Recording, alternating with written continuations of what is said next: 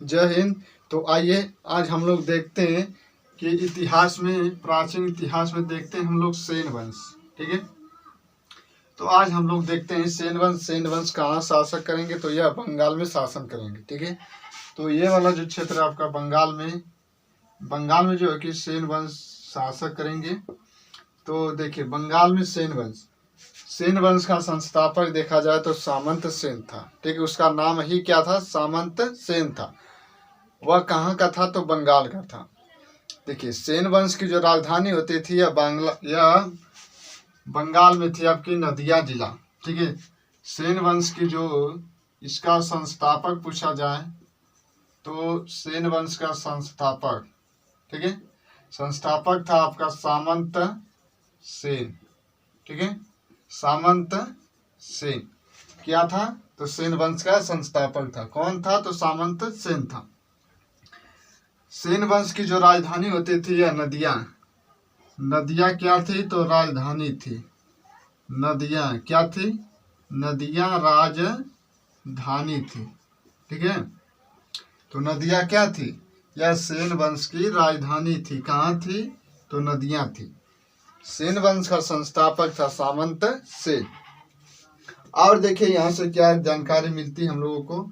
यह देखिए सेन वंश, यह प्रथम ऐसा जो वंश था, सेन वंश प्रथम ऐसा वंश है कि जिसका अभिलेख, ठीक है, जिसका अभिलेख किस भाषा में मिल रहा है, तो हिंदी भाषा में। ठीक है, हिंदी भाषा में। बाकी सभी जो वंश हम लोगों ने देखा, तो गुप्त वंश का अभिलेख देखा जाए तो संस्कृत भाषा में मिलता है।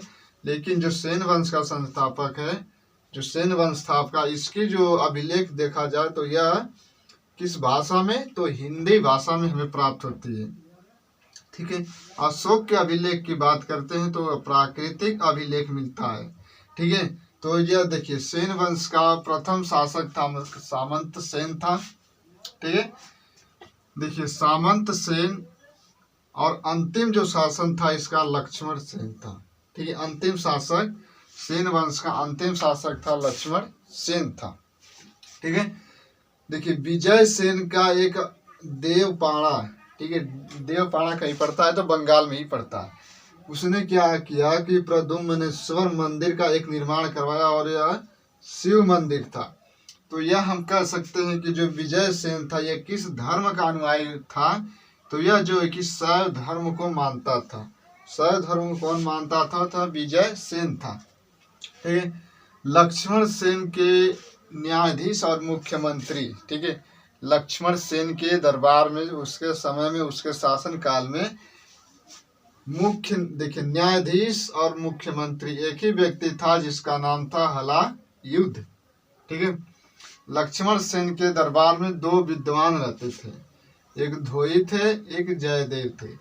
जयदेव ने लक्ष्मण सेन के दरबार में रहते थे, तो इन्होंने किस पुस्तक की रचना की, तो गीत गोविंद। यह पुस्तक इम्पोर्टेंट है। यह पुस्तक एग्जाम में बहुत बार पूछ लिया जाता है कि जो सेन वंश जो शासक थे उसमें जो है कि लक्ष्मण सेन के दरबार में आपके जो रहते थे धोई और जयदेव, उनमें से जो गीत गोविंद के लेखक थे जयदेव थे, जो धोई थे उन्होंने क्या लिखा, पवन दूत लिखा। ठीक है, और देखिए लक्ष्मण सेन के द्वारा ग्रंथ। ठीक है, लक्ष्मण सेन एक स्वयं एक विद्वान था। वह जो है कि दान सागर, अद्भुत सागर, ठीक है, दान सागर, अद्भुत सागर, वह दो ग्रंथ लिखा। लेकिन अद्भुत सागर क्या हुआ कि उसके समय में यह पूर्ण नहीं हुआ।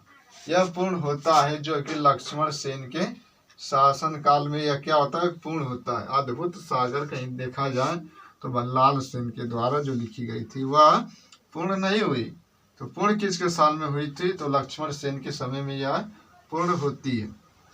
ठीक है, तो लक्ष्मण सेन के दरबार में धोई और जयदेव जो कि गीत गोविंद की रचना है, और पवन दूत के रचनाकार है धोई। ठीक है, सेन वंश ऐसा प्रथम शासक है जिसका अभिलेख हमें हिंदी भाषा में मिलता है देखने को। बाकी सभी के अभिलेख संस्कृत, प्राकृत, ठीक है, तो यह था आपका सेन वंश। सेन वंश का संस्थापक, या एग्जाम में पूछ लिया जाता है कि सेन वंश का संस्थापक कौन था, तो सामंत सेन था। सामंत सेन ने अपनी राजधानी नदिया को बनाया, और वही जो है कि सेन वंशों की राजधानी रहती है। ठीक है, तो यह बंगाल में शासन करते थे आपके सेन वंश। तो अगले हम लोग मिलेंगे नेक्स्ट वीडियो में, तब तक के लिए जय हिंद जय भारत।